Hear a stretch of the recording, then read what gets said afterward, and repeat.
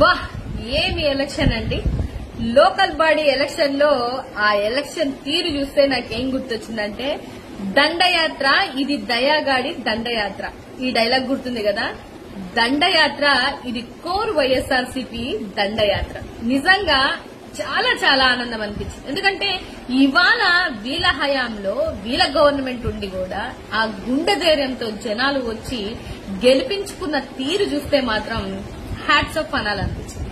ఇందులో నేను మరీ ఎగ్జైట్ అయినటువంటి విషయం ఏంటంటే ఒక 98 ఏళ్ల బామ్మ, నిజంగా బామ్మ నీకు హ్యాట్స్ అప్పే బాబు.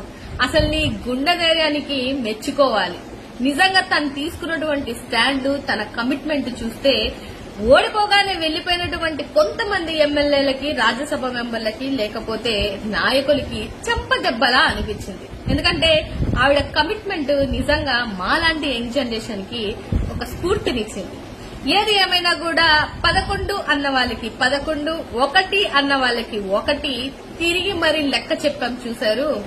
అది వైఎస్ఆర్సీపీ యొక్క బ్రాండ్.